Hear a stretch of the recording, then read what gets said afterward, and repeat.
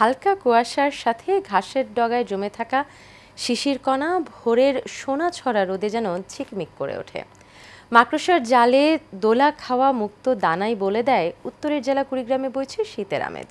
শীত আসতে এখনও কিছুদিন বাকি থাকলেও সন্ধ্যা থেকে পরদিন সকাল পর্যন্ত কুয়াশার চাদরে ঢাকা থাকছে চারিদিক। এদিকে আবহাওয়া পরিবর্তনের স্বাস্থ্য সুরক্ষায় নানা পরামর্শ দিচ্ছে জেলা স্বাস্থ্য বিভাগ। কুড়িগ্রামের প্রতিনিধি হাফিজুর রহমান হৃদয়ের তথ্য এবং ছবিতে জানাচ্ছেন রাশেদ আকন।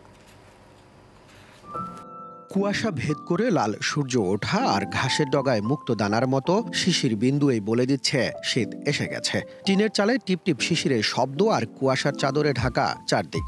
শীত গরমের মিষ্টি হাওয়ায় মাতাল এখন সীমান্তবর্তী জেলা কুড়িগ্রামের জনপদ। শীত আসতে আরো কিছুদিন বাকি থাকলেও অক্টোবরের শুরু থেকেই কুড়িগ্রামে অনুভূত হচ্ছে ঠান্ডা। বিকেল থেকে পরের দিন সকাল পর্যন্ত কুয়াশার চাদরে ঢাকা থাকছে প্রকৃতি।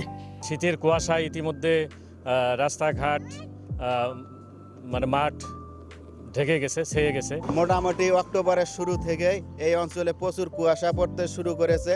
সন্ধ্যা থেকে শুরু করে সকাল 10টা পর্যন্ত প্রায় কুয়াশা থাকে। এদিকে শীতের আগমনে নানা রোগবালাইয়ের শঙ্কায় শিশু ও বয়স্করা। চিন্তা বাড়িয়েছে খেটে খাওয়া মানুষদেরও। প্রভাবটা বেশি দেখা যায়, আগা বাগায় কুয়াশা তো পরে আমাদের রিক্সা চলার সমস্যা হয়ে যাবে। এরকম শীত যদি আরো বাড়তে থাকে তাহলে আমাদের কৃষকের ক্ষতি হবে, ধানের ফলন কম হবে। আবহাওয়া পরিবর্তনের স্বাস্থ্য সুরক্ষায় সতর্ক থাকার নানা পরামর্শ দিয়েছে জেলা স্বাস্থ্য বিভাগ। সাধারণ জ্বর, কাশি থেকে শুরু করে নিউমোনিয়া, তারপর অ্যাজমা, সিওপিডি এগুলো বৃদ্ধি পায়। তো এই সমস্ত রোগের প্রতিরোধমূলক ব্যবস্থা নিতে গেলে আমাদেরকে কিছু প্রতিরোধমূলক ব্যবস্থা নিতে হবে। জলবায়ুর প্রভাবে উত্তরাঞ্চলে তাপমাত্রা কমতে শুরু করেছে বলে জানায় জেলা আবহাওয়া বিভাগ। গত এক সপ্তাহ থেকে দিনের সর্বনিম্ন তাপমাত্রা 22 থেকে 24 ডিগ্রি সেলসিয়াসের মধ্যে উঠানামা করতেছে এবং এই মাস জুড়েই মোটামুটি এই অবস্থা বিরাজ করবে। নভেম্বর থেকে ঠান্ডার যে প্রকৃত চিত্র সেটা আমরা অনুভব করতে পারছি। শীত অনেকের কাছে আনন্দের হলেও খেটে খাওয়া মানুষের কাছে বেদনার।